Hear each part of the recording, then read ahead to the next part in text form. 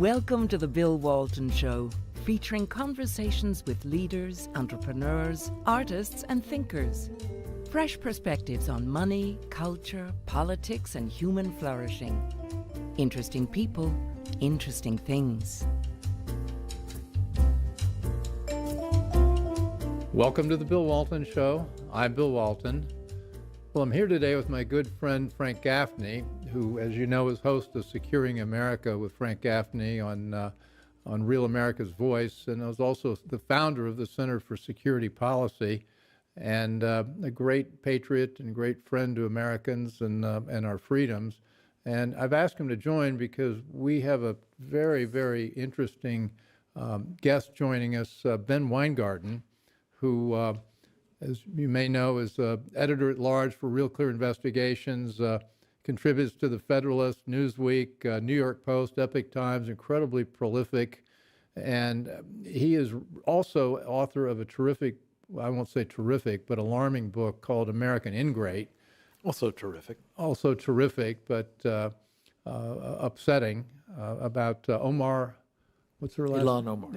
Ilhan Omar. But what we want to talk about today is just a couple of weeks ago, he gave a testimony before Congress called Censorship Laundering, how the U.S. Department of Homeland Security enables the silencing of dissent.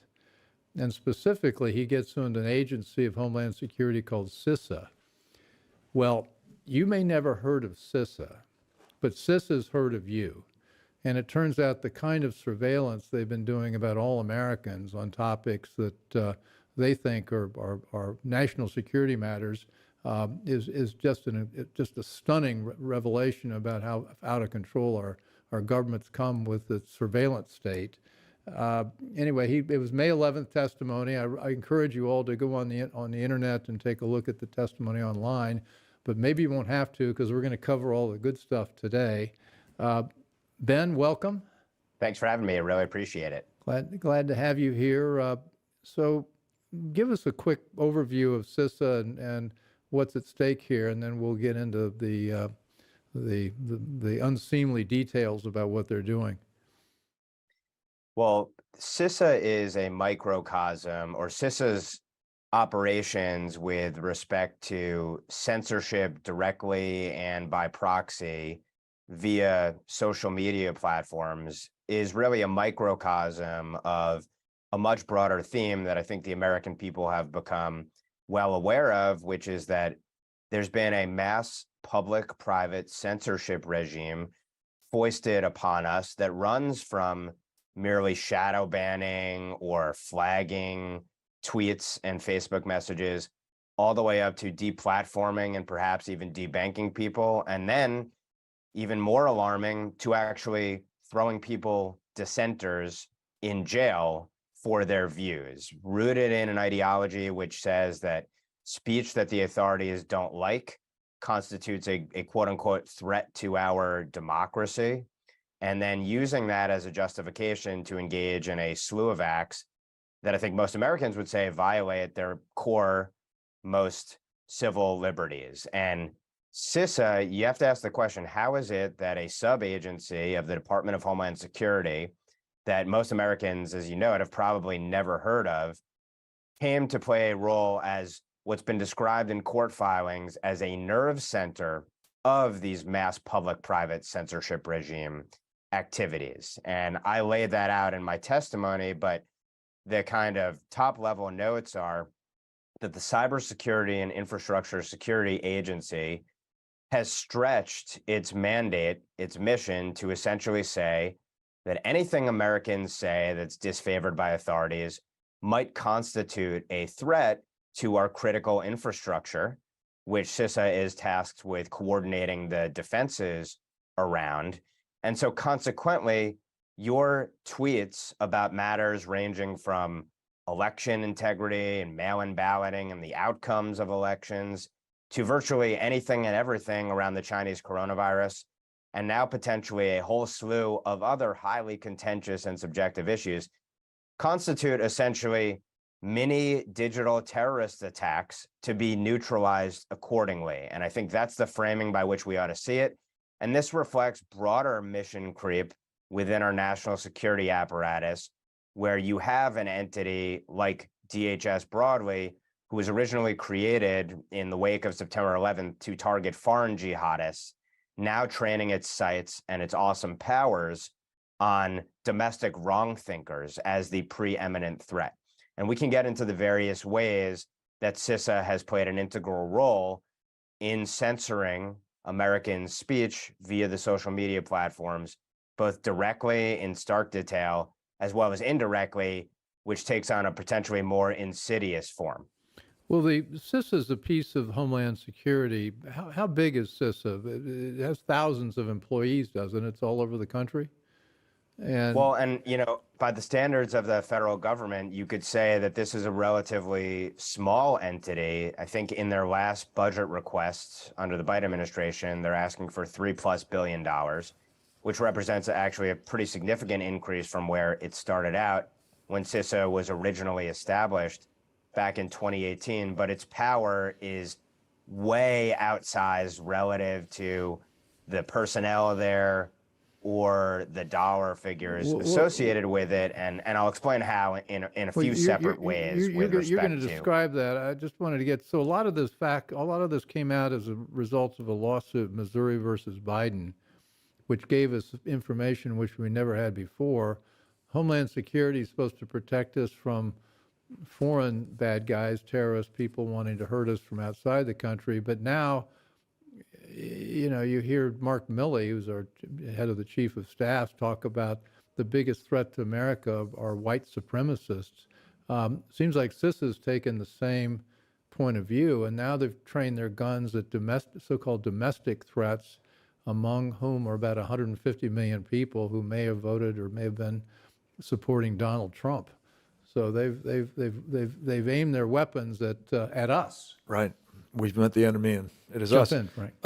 Ben, I think one place that it would be very helpful for you to sort of illuminate, because it seems as though this is where CISA first broke into the public consciousness, was in connection with election integrity, specifically the election of 2020, and comments that were made at the time by the guy who was responsible for the organization concerning, well, the abundant evidence that there were real problems with election integrity in that cycle. Remind us what we learned in that course, and most especially what they were doing in the run-up to the election in CISA. Yeah, well, as you allude to, the only knowledge that most Americans probably have of CISA is that they might recall CISA's director, Christopher Krebs, now former director, who said that, essentially the 2020 election was the most above board, cleanest election, most secure election in American history. Right. In order to provide that security, so-called, CISA, through 3 different means, tried to censor wrongthink about mail-in balloting, questions about changes to election rules and policies, sometimes in real time while they were still being debated and grappled with at the state legislative level and then within state executive branches as well. They sought to tamp down any questions first about the essentially rules and regulations and procedures, and then around the outcomes, which obviously to every American, when you look at an election night, well, first of all, when you have the first mass mail-in election in American history, where the rules and regs are being changed, sometimes by executives, not by legislative branches, in real time, and then in the most hard-fought states where you have simultaneously the stopping of the counting of the votes, and we can run through the whole litany of things that would make anyone question what's going on here relative to a normal election. Well, at the very same time, we found out that, as Bill noted, largely through discovery in this undercovered but hugely significant case, Missouri v. Biden, that CISA was engaged in 3 activities to essentially regulate speech that we never voted for, gave them authority for, by the way, to regulate speech around the election. And those were, first of all, convening these mass meetings between the likes of CISA officials, the FBI, other governmental administrations, we suspect potentially the CIA and other 3-letter agencies as well. And not just the big tech companies, but also telecommunications companies broadly, convening these industry meetings where they talked about the imperative to combat quote unquote mis, dis, and malinformation. And in fact, asked the companies to talk about their terms of service, i.e. what constitutes offending speech that ought to be potentially ripe for censorship. And we know now that officials during these meetings essentially groomed the social media companies to be on the lookout for quote unquote hack and leaks. And you can draw a direct line from these meetings and the conversations that officials were having with these companies regarding hack and leaks and changes in terms of service to the fact that these companies did in fact change their terms of service to suppress content communications around quote unquote hack and leaks, which led to the suppression of their Hunter Biden laptop story, and thus one of the gravest instances of domestic election interference in the run-up to the 2020 election. Well, let's talk about how they got there. I mean, Christopher Krebs began to redefine their mission. They're supposed to protect American infrastructure. That was the mandate. And I guess when the Homeland Security started, we were thinking about bridges and tunnels and the World Trade Center. And they've redefined that to basically infrastructure means anything they want it to mean, which includes every institution, including elections. But the current director, Jen Easterly, who not surprisingly worked in the Obama administration, has argued now, and this is the most stunning thing in your testimony, I thought, is that the American mind is our cognitive infrastructure. And therefore, it's not only what Also we do within CISA's purview. but it's within the American mind is the key infrastructure which they're targeted at, which means not only what we say, but what we think. Ben? Yeah, it's stunning. It's sort of a microphone drop moment, and maybe even more stunning is that this is the view that kind of pervades the entirety of our current national security and law enforcement apparatus. So to your point, Jen Easterly, the current director of CISA, she says that CISA is tasked with defending our most critical infrastructure, and our most critical infrastructure is cognitive infrastructure. And she said this in context of her remarks talking about beefing up CISA's counter mis, dis, and malinformation capacity. So to your point, there were two major switches that occurred in at least the private thinking, and then ultimately it manifested itself in the public acts of CISA, and I think more broadly across the national security and law enforcement apparatus. Go back to January 6, 2017, and the outgoing DHS secretary during the Obama administration, Jay Johnson, designated election infrastructure as a critical infrastructure subsector. And so that put election infrastructure under the purview of what would ultimately become CISA when it was established in 2018. Now, let's note that if you go back to the statements that Jay Johnson made at the time, when they defined election infrastructure, it had nothing to do with your tweets and Facebook posts about mail-in ballots. Of course, it was presented as hard infrastructure, like voting machines, for example, and systems and processes. There was another switch as well that occurred. Originally, this sort of moral panic around mis, dis, and malinformation, which alarmed the national security and law enforcement apparatus, and of course the media as well, was rooted in the idea that the Russians interfered in the 2016 election, and of course that Russian interference could be tied to Trump-Russia collusion, and thus this posed a dire threat to the homeland and our election integrity. Quickly, they shifted between 2016 and 2020 to moving from foreign interference to the various foreign interference task forces or foreign influence task forces that were set up, including within CISA, including at the FBI, to targeting domestic wrongthink, or at least not looking at the origins of the purported wrongthink being put out on social media. So basically, they took their mandate to defend infrastructure to encompass virtually everything, up to the words that people might say about elections as if they are threats to election infrastructure. And then they also shifted from foreign to domestic. And now, as you note, it's expanded under this view that cognitive infrastructure is our most integral infrastructure, and thus it's a national security imperative for the deep state, essentially, to police our thoughts. Well, this is the Bill Walton Show, and I'm here today's show with my co-host, Frank Gaffney. I'm delighted. We're talking about Ben Weingarten, who's given a very riveting and powerful testimony in Congress about CISA and the abuses that they're heaping on the American people and our privacy and now our thoughts. But you mentioned three terms here. I think it's worth fleshing them out. CISA has three words that it sees as its mandate: misinformation, disinformation, and malinformation. And the way they define these, they kind of can get anything they want out of it. Misinformation is false, but not meant to cause harm. Disinformation is deliberately created to mislead, harm, or manipulate. But then the third one, malinformation, is that which is based on fact, but which is used out of context to mislead, harm, or manipulate. So this is an interstate highway. They can drive every truck through they want to nail Americans. Frank, right. you want? No, this is very much at the core of what Ben's talking about here. Is they've got a comprehensive approach that gives them a pretext to control thought as well as actions in a whole variety of ways that I think were not contemplated by the law, are completely at odds with our Constitution. Frank, how different is this from what the Chinese are doing? Ben is a close student of the Chinese, too. He might want to ask his opinion on this, but I think it's one and the same. Ben? I mean, we've been talking, Frank and I just finished up talking about China and the threat there, but, you know, we're all up in arms now about TikTok, but, you know, I'd rather worry about CISA than TikTok at this point. Got to worry about both.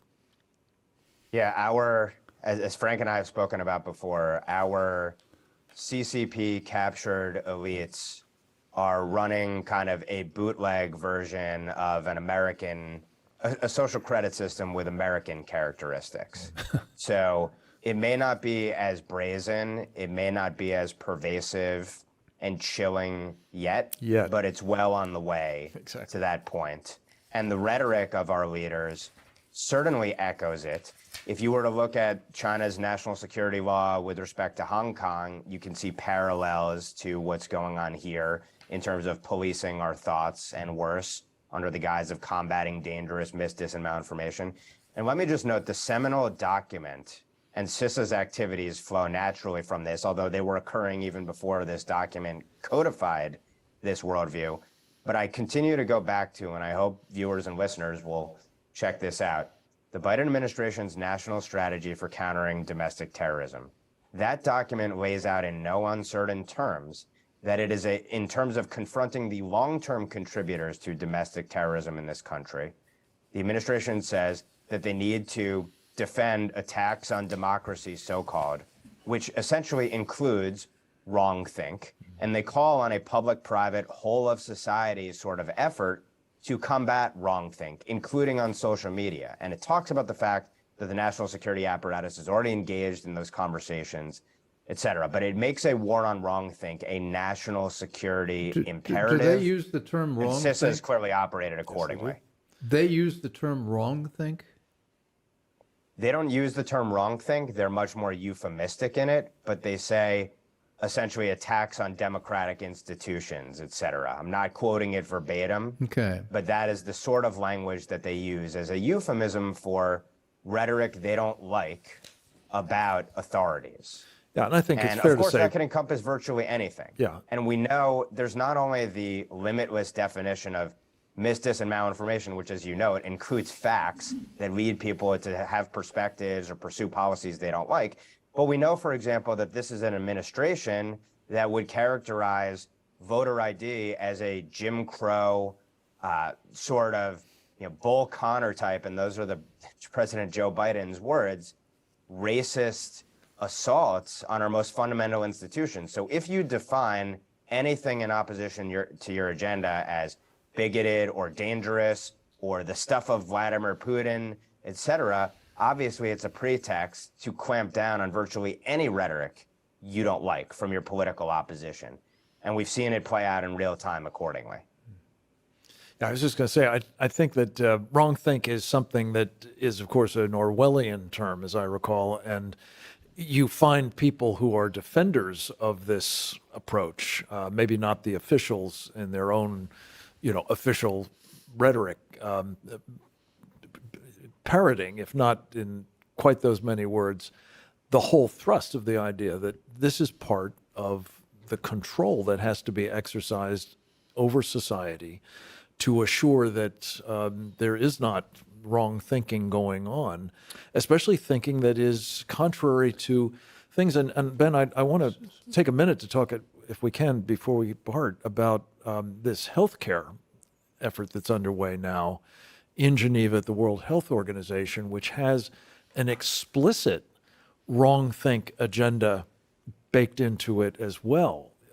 When they announce what they're going to do from on high in the World Health Organization, newly empowered as a result of efforts the Biden administration has been making to help transform it from an advisory body to one that has compulsory power, anybody who dissents from the, well, diktat is to be suppressed, is to be, hounded through the various mechanisms. And I think CISA will be one of them internal to the United States.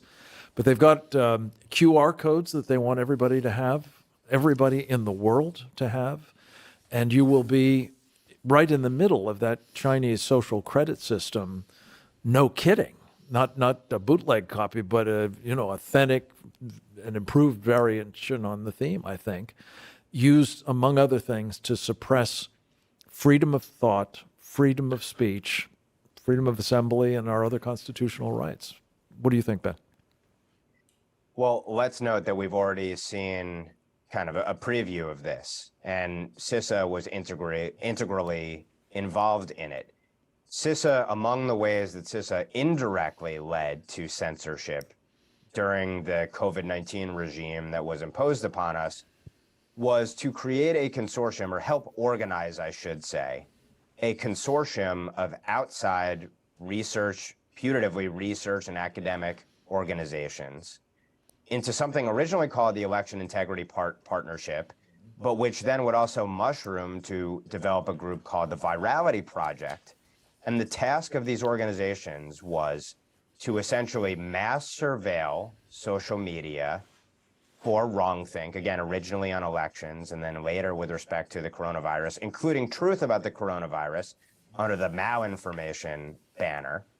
And then to mass flag for platforms offending content which violated terms of service, which that outside consortia lobbied the social media platforms to create. So in other words, they pushed the platforms to encompass in their terms of service censoring wrongthink on matters like the Chinese coronavirus. They mass surveilled those platforms for instances of wrongthink and then flagged them to the platforms to get the platforms to mass censor. And of course, this is a much more comprehensive effort than just this outside consortia, but you also had the Biden administration explicitly hounding companies to censor wrong thinkers on Chinese coronavirus. You had lawmakers talking about it. So it was a concerted governmental effort that implicated lawmakers and the government agencies and, of course, the media as well. And so we've already seen a preview to this, and maybe even more insidious is that you have medical schools, for example, who now have courses or starting to develop courses on medical mis, dis, and malinformation. So it's incredibly pervasive. It cuts across sectors. And basically the core philosophy, which manifests itself through the actions of the government agencies and virtually every other influential institution, is that ideas that they don't like are reconstituted as threats to national security, public health, to our democratic institutions, so-called, and that therefore there's a national security or public health or defending infrastructure basis to suspend your rights. And so my core argument ultimately during this hearing was that at a bare minimum, not 1 cent of our tax dollars should go towards silencing ourselves directly or by proxy. And that is the charge to the Republican House and then also the Congress writ large and then the president. Imagine if it was put to the president's desk. Do you want to veto a bill where Americans are saying, we don't want you silencing us? I don't think we're going to get there, unfortunately, at least under this administration, but the question ought to be out there. Well, as you point out in your testimony, this is a purely political operation. What they want to target, and it's in a list in their own reports. They want to target people who question the origins of the COVID-19 pandemic, the efficacy of vaccines, U.S. withdrawal from Afghanistan. We're not allowed to talk about that. And U.S. support to Ukraine. We're not allowed to question whether we should be doing that.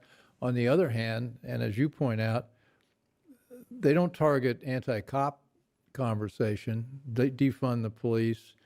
They're anything pro-abortion, they're all for. And environmentalism and climate change, anybody can say anything they want in support of that, but if you're against that, then you become a target for practicing, I love this term, MDM. We all ought to learn that term, misinformation, disinformation, and malinformation. Ben, the thing that you also point out is that this is not just the agency. You touched on it earlier, but they're getting all the tech companies involved in this, and they convene meetings with Facebook, Meta, Google, Twitter, Reddit, Microsoft, Verizon, Pinterest, LinkedIn, Wikimedia Foundation. They're all in the room doing the bidding of CISA.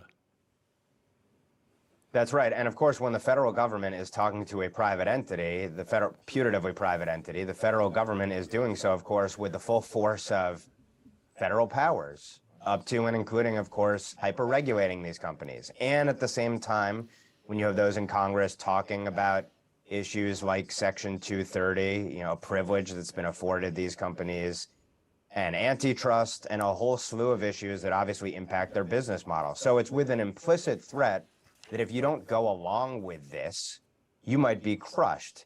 Even though the companies, I think in many cases, and the executives in these companies agree with what the government wants, although even in the Twitter files, we see some dissension on certain issues.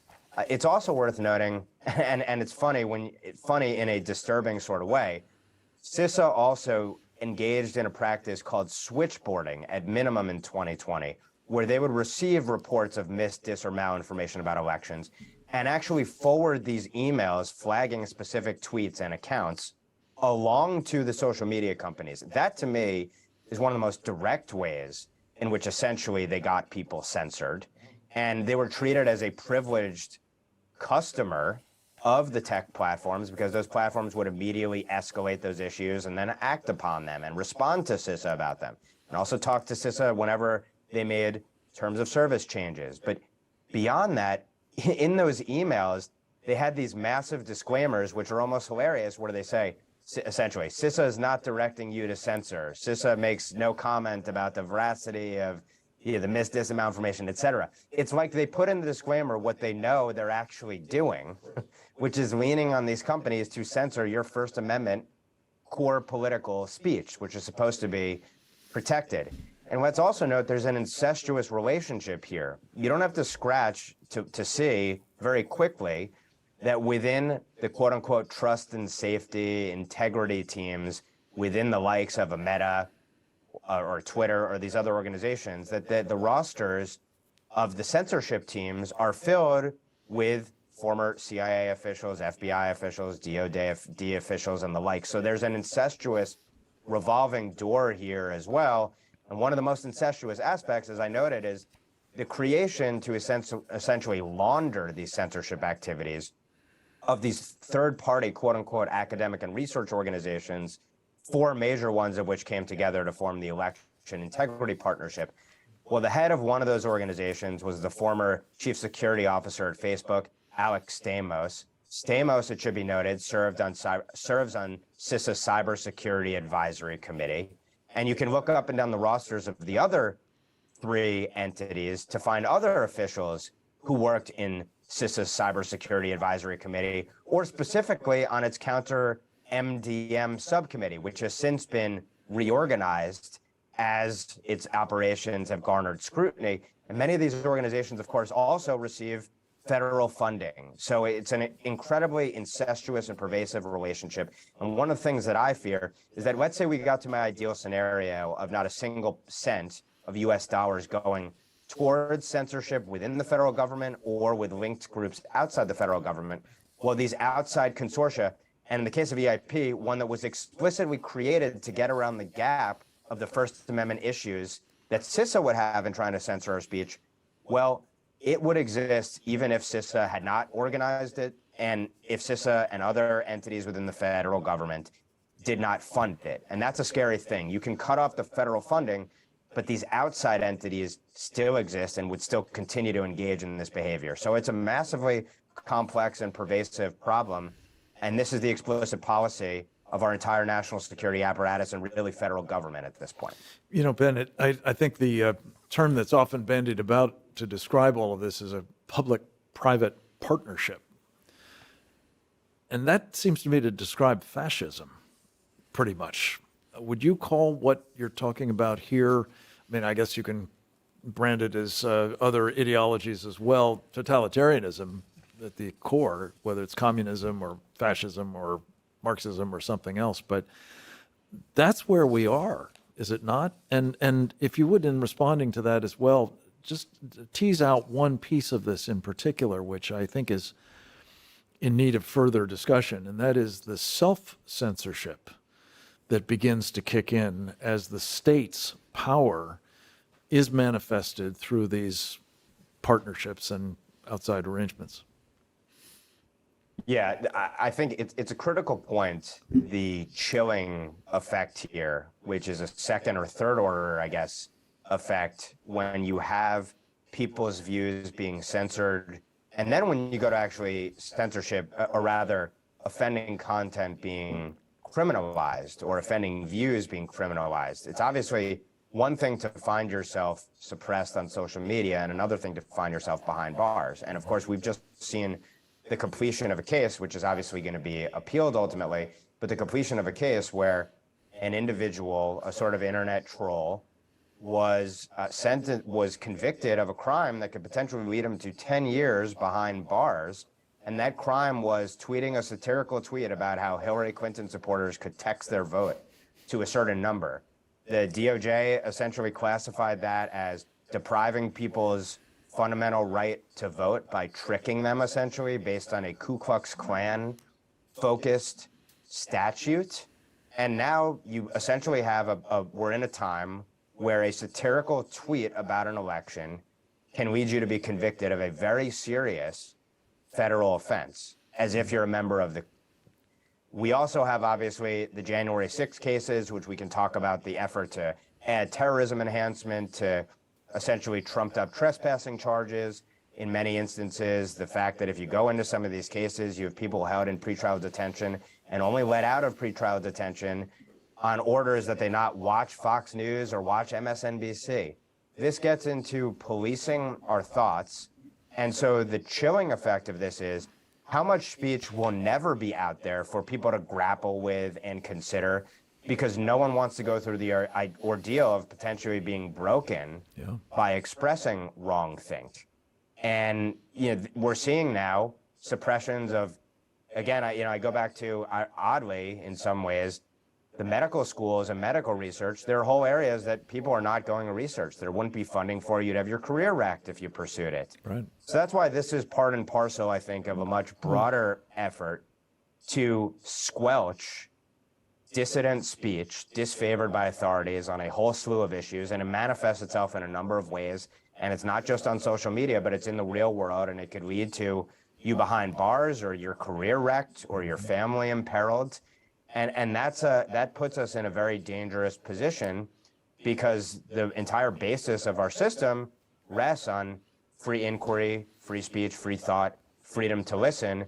Otherwise, you have tyranny. If there is only one established party line and everything else is cast as a national security threat that can be ameliorated through locking people up, to your point, this puts us in uncharted territory, certainly not as anything resembling a republic. And it's almost worse when it's, as you note, a public-private partnership. We expect governments to act in tyrannical ways, and we've created a system such that that would not happen here. It gets even worse when it's putatively private sector actors, sometimes of their own volition, but other times under government coercion, working hand in hand to ensure that you don't need a law to act in tyrannical and dictatorial ways. You have people doing it of their own free will, or if under coercion, dangerously so and disgustingly so. So it's incredibly perverse, pervasive, and it's dangerous if we want to remain anything resembling a free republic. Well, Cato polled Americans 3 or 4 years ago about what they thought they could say, and 62% said they didn't feel like they could say what they really thought, either in public or in private. And About my anything? guess is what they really thought. I guess I don't know about anything, but I guess now that my guess is that number is a lot higher now. And now, but I wanted to make one point that we talk about Department of Homeland Security, which I think was a really bad idea from day one. But you think about that protecting us from foreign interference, and I think you cited one of the groups involved in the Virality Project that they said that they targeted less than 1% of the tickets that they issued were foreign interference, and the other 99% plus were all domestic. And so this is the Homeland Security focused on us and not foreign enemies. That's right. And of course, the root of this, and it's not worth relitigating it here, but the root of this, the stated root of it, was Russian interference in 2016. But as we've seen in studies done about what the effect was of the purported Russian campaign to interfere in our 2016 elections, and don't get me wrong, Russia is obviously an adversary, and Russia has perfected information operations over the last century, as all kind of communist and then ex-communist regimes who remain dictatorial do. But if you look at the sum total of their efforts, it was negligible. Now, obviously, Democrats argued otherwise, particularly on the Senate intel side during the Trump years, and part of this was about an information operation, I would argue, to portray Trump as a traitor, a Trump-Russia collusion conspiracy, which itself was a conspiracy theory foisted on the country, and which the Durham report has brought into stark relief, was a fraud and a hoax with unbelievably, almost incalculable damage done to our rights, our liberties, and the invalidation of tens of millions of votes, essentially, and beyond. But again, the root of this was dis, and malinformation. I would argue that Russian interference was widespread and pervasive, and it swung that election, or it had a massive impact. The evidence just does not show that at all.